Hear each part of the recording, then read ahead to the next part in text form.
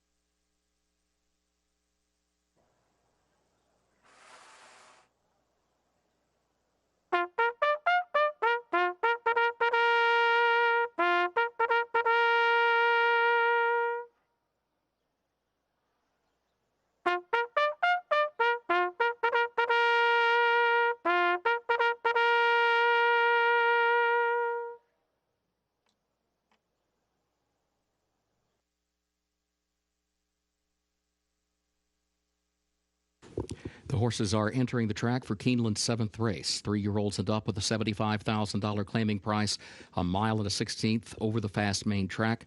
Race will finish in the short stretch at the first wire. Starts the last of the day's rolling doubles. A reminder, contrary to the program, number 6, Group Hug, is a gelding. Post time in 6 minutes.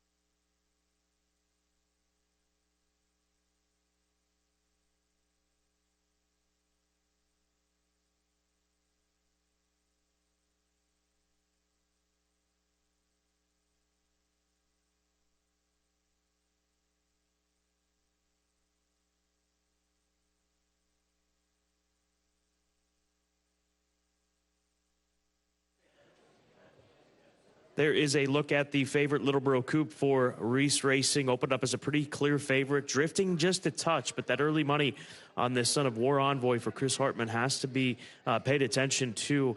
We always, I think, in the mindset of especially for handicappers like Gabby and I, look to try to go against these horses that just broke their maiden when they're stepping up in class. And this isn't this is a pretty significant jump up in class. When you go from maiden 30/maiden 40 types into a 75,000 claimer here at Keeneland, this is a tougher spot for Littleboro Coupe.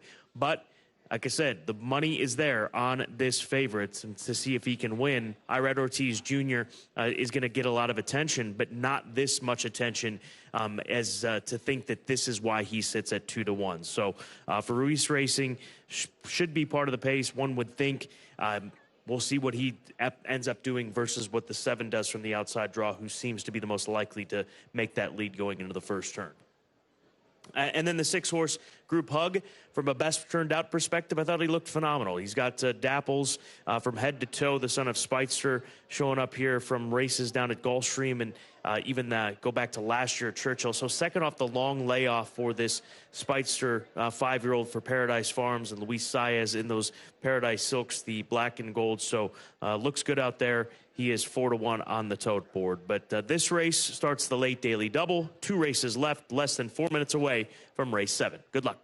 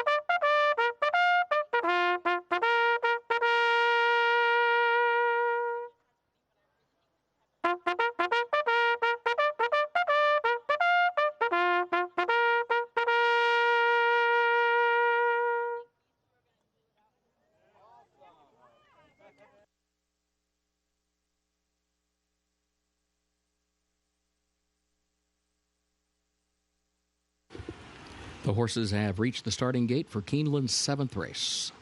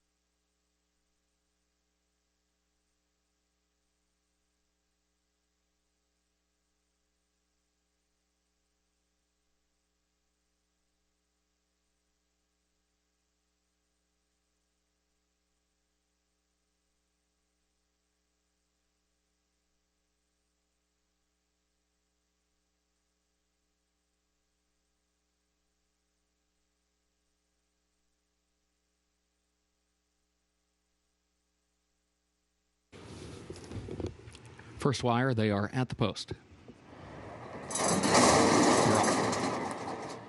There goes Little Bro Coupe between horses. Chileno there to the inside. Here's Royal King from the outside. Film Star kicks in. One lane off the rail, heading down into the first turn. Film Star moves up and has the lead. Royal King far outside is in second. Little Bro Coupe third between that pair. Chileno fourth down toward the inside. Group Hug fifth alongside of that one. Princely is in sixth. Then a break of nearly 7.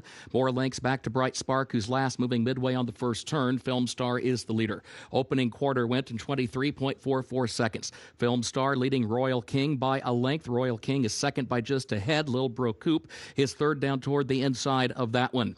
Then Chileno tries to scoot up the rail and tries to challenge Group Hug, who still has the fourth spot by just a neck. Princely another 2 lengths behind that pair, then a gap of just over 3 more back to Bright Spark, who's last, midpoint of the back stretch, the first half mile, 47.21 seconds. Film Star the leader. Film Star leads it by 3/4 of a length to the far turn. Lil Bro Coupe is second by a length and a half. Chileno is now third against the rail by a neck, and then Royal King in fourth by a neck in between horses. Group Hug is 3 wide, but in fifth position, tries to move back up, still nearly 5 lengths off the lead. Princely next to last. Bright Spark tries to move up toward the rail, picks up a few spots, goes to fourth, but is still running 6 lengths off the lead. Just over a quarter mile to go. Film Star to catch. Film Star leads it by a length and a half, by 2 lengths now. Lil Bro Coupe needs to find more. Top of the short stretch, still second. Gap of 5 more lengths. Bright Spark has gone to third. Film Star, the leader, comes toward the final furlong with a 5-length lead. Back to Lil Bro Coupe, and now Bright Spark moves by that one to the inside in second. 16th to go. Film Star 5-length lead.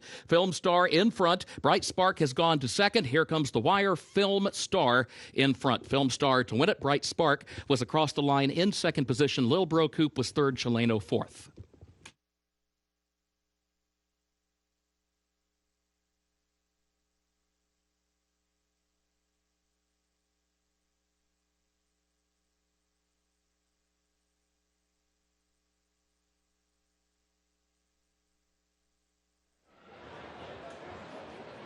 The late action brought him down to even money. Film Star, and he doesn't disappoint, dropping in class and finding the right group to put together a performance like this for Gary and Mary West. Yeah, Scott, it was a pretty strung out field at the end of the day. The 2, Film Star, the winner, winning by multiple lengths in the end, and even the second place finisher, multiple lengths ahead of the third place finisher. But it was all easy for the number 2, Film Star, taking the field to the finish line. 2-4-3-1 across the board.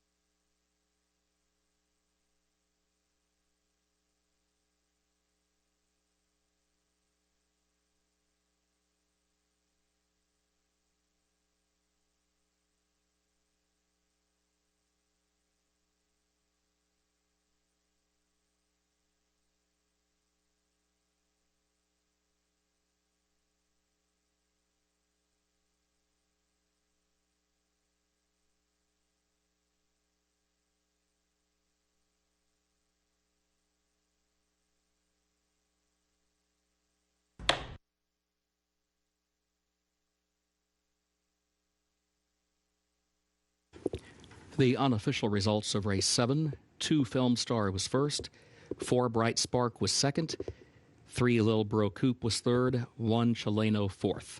2-4-3-1 unofficial.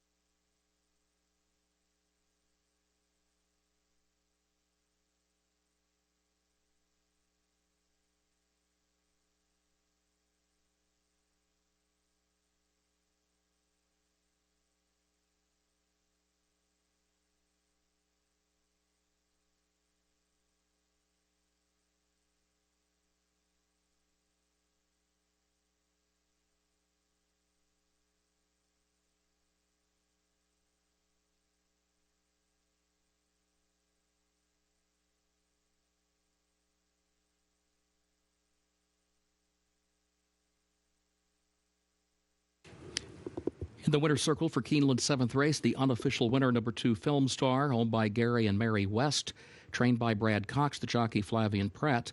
Film Star, a 4-year-old son of Flatter, out of Rebel by Hard Spun. Winner bred in Kentucky by Indian Creek and Mill Pond Bloodstock.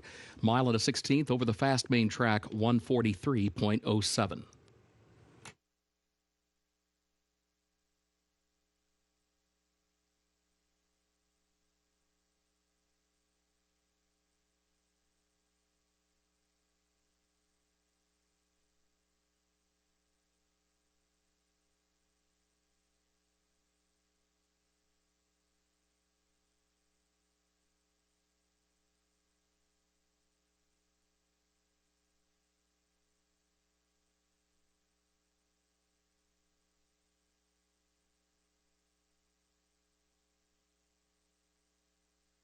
Results of race 7 official.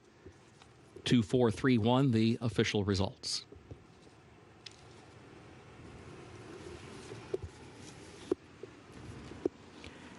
Keeneland's 8th and final race upcoming. Carryover of $20,691 for the Toyota Super High 5.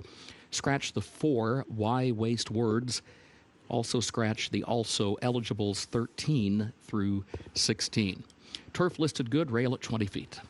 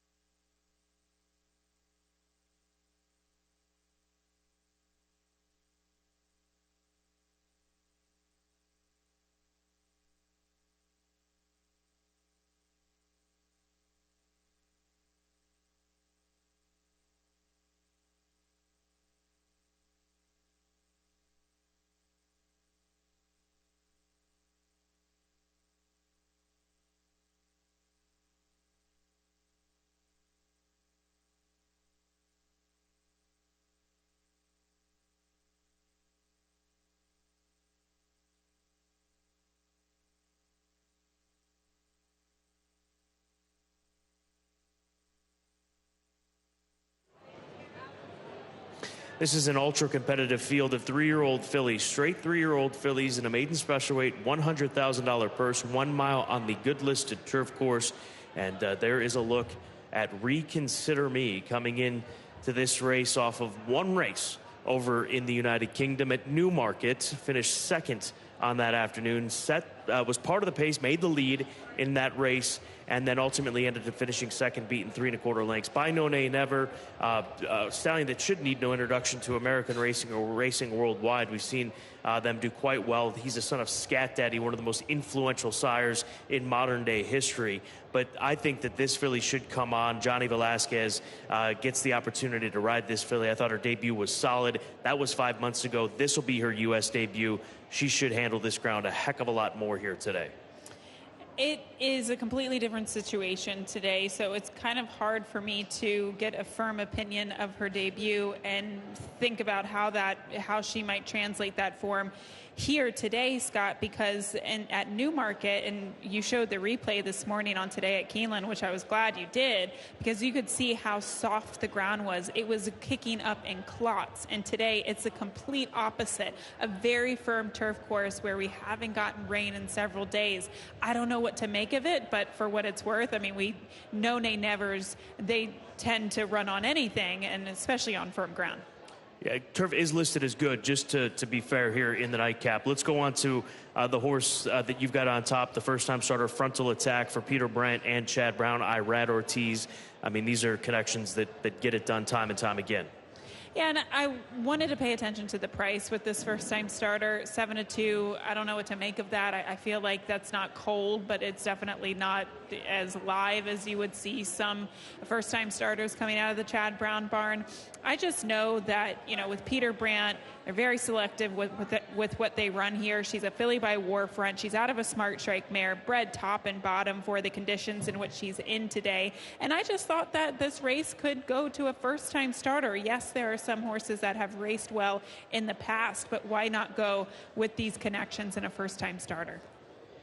Why not go to a horse who's got the pedigree to take to it, and that is a Work of Fiction as far as the distance is concerned. Work of Fiction, the number 6 horse, son of, or daughter rather, of Good Magic for Ashbrook Farm and Stone Farm. Rusty Arnold conditions.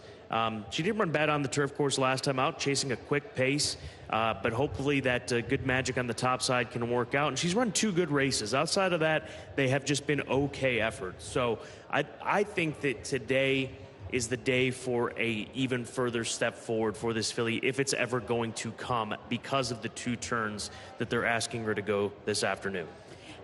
There's probably a reason why she did stay at a sprint distance for so long. That would be my only fear for her in stretching out to 2 turns. But 5 furlongs versus a mile, Scott, you have to be so fast in order to be successful in a 5 furlong turf sprint. So at least the race flow will be a little bit slower, and she might have better luck at this distance on the turf. Callie's Grit is the 2-1. She looks phenomenal out there in the sun, the daughter of McLean's Music. She ran second on debut. She then caught Chop Chop, that nice filly, that City of Light filly who we've seen multiple times, including running in the Breeders' Cup Juvenile Fillies here at Keeneland Racecourse. That was at Kentucky Downs. That was 7 months ago, so first start at the age of 3. Hopefully we see more of what we saw from her up at Saratoga in her first career start. And I think we will. Sometimes horses don't really take to the Kentucky Downs surface, and especially true when it is a soft surface. And on that particular day, it was yielding ground, and she showed a little bit of early interest and then just didn't finish the race well. So they've given her plenty of time to recuperate from that effort, and I know the connections really liked her before her debut. That's why you bring a horse to Saratoga. So I think her return to the races hopefully is a successful one today. Flower Dew's the 10 for Steve Margolis, Elements Racing. Jennifer Prisco, the owner's daughter of Munnings. She's run second twice at Fairgrounds on that tricky turf course during the recent winter meet. She was in against the Alice Look, who would come out to be a stakes winner on dirt in the Road to the Fairgrounds Oaks. That was 3 starts ago for this Munnings filly, but you got to like their turf races down at Fairgrounds, and that's why she's 3-1. She's improved going 2 turns on the turf, which is helpful because there are a lot of horses in here with unknown form. How are they going to take to 2 turns on the turf? Are they going to be ready first time out? But with her, you see what you get. Flower Dew, she's best at 2 turns on the turf. She's 17-1. Misspeaking there myself. The 9 is sitting at 3-1. Co-second choice with the 8. And then let's quickly touch on the 1. Stay Lost for your husband, trainer Norm Cassie.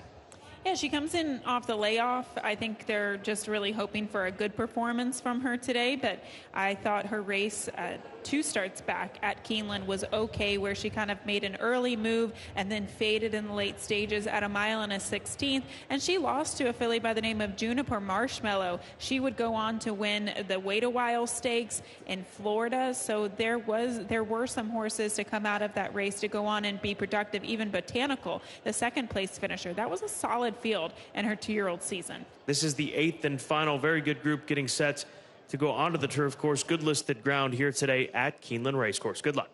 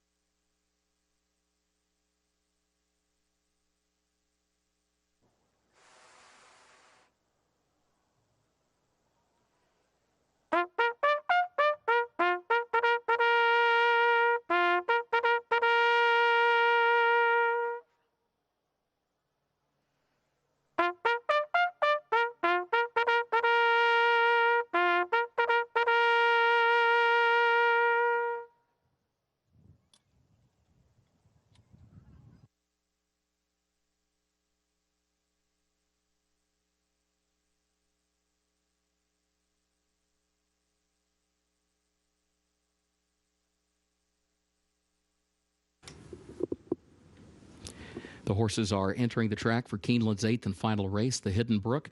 Maiden special weight, 3-year-old fillies at 1 mile over the turf listed good, the rail at 20 feet. Scratch the 4, Why Waste Words. Also scratch the also eligibles 13 through 16. Carryover, just over $20,000 for the Toyota Super High 5. Post time is 6 minutes.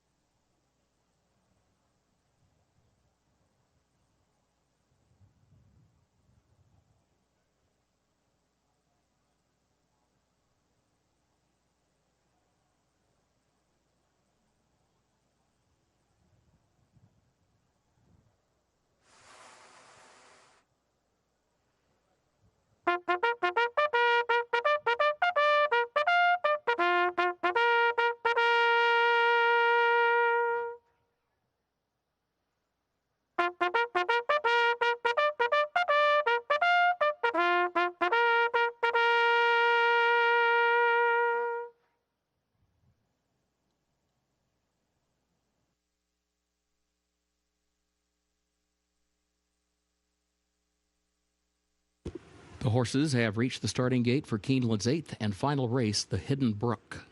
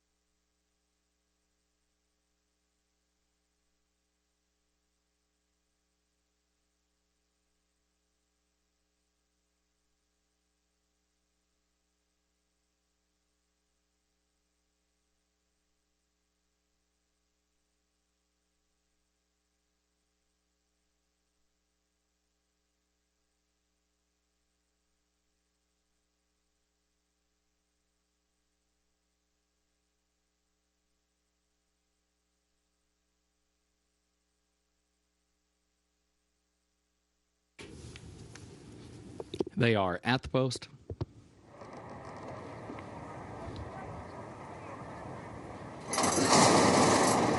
And they're off.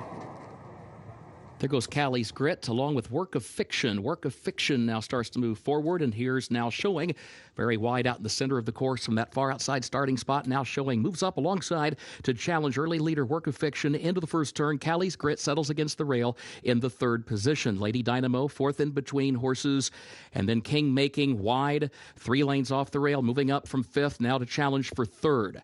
Stay Lost is back toward the inside in 6th. Super Lux alongside that one is 7th. Frontal Attack against the rail, saved ground in 8th around the first turn, and is joined there by Flower Dew up on the outside in 9th. Bel Rosso is 10th. Reconsider Me, last of 11, opening quarter, 23.31 seconds. Back up front, Work of Fiction is the leader.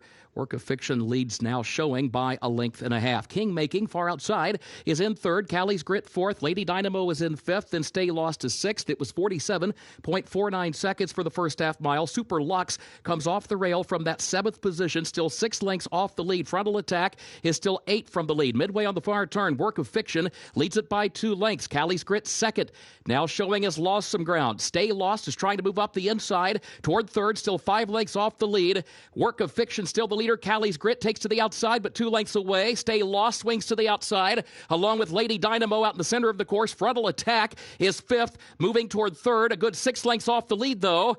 Work of Fiction chased by Callie's Grit. Work of Fiction by a length. Callie's Grit second. Frontal Attack is third. It is Work of Fiction for Luis Saez to win it. Callie's Grit was home second, and then Frontal Attack across the line in third, followed by Stay Lost and Lady Dynamo.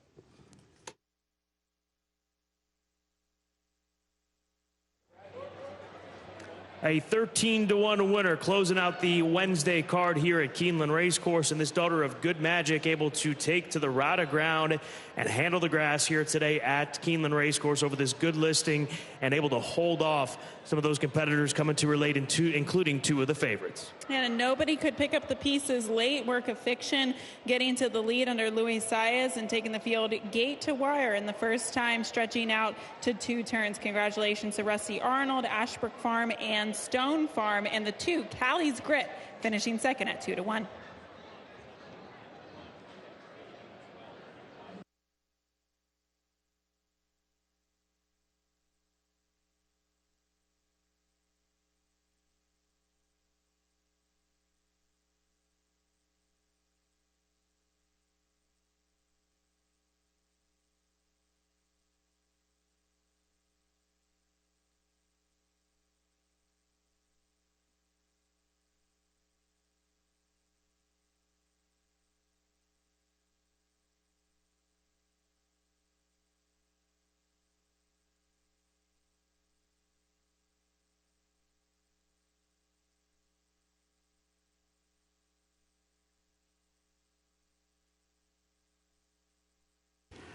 The unofficial results of Keeneland's 8th race: 6 Work of Fiction was first, 2 Callie's Grit was second, 8 Frontal Attack third, 1 Stay Lost was fourth, and 3 Lady Dynamo fifth. 62813 unofficial.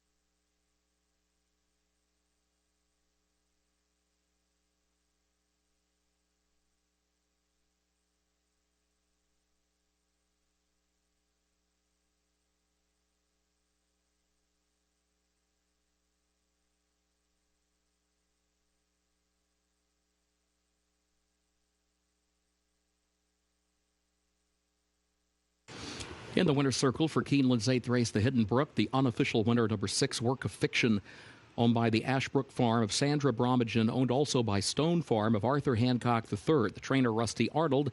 The jockey, Luis Saez, for his second winner on the card. Work of Fiction, a 3-year-old filly by Good Magic out of Dew Crew by Broken Vow, bred in Kentucky by Stone Farm, LLC. 1 mile over the turf, listed good, 1 minute 35.23 seconds.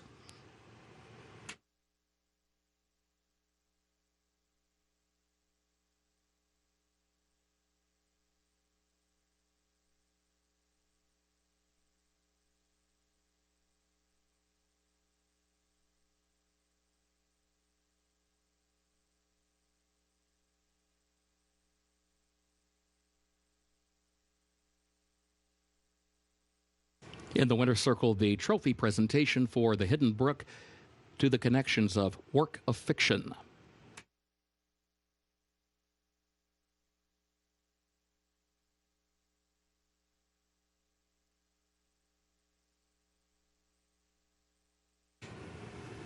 Results of race 8 official. 62813, the official results.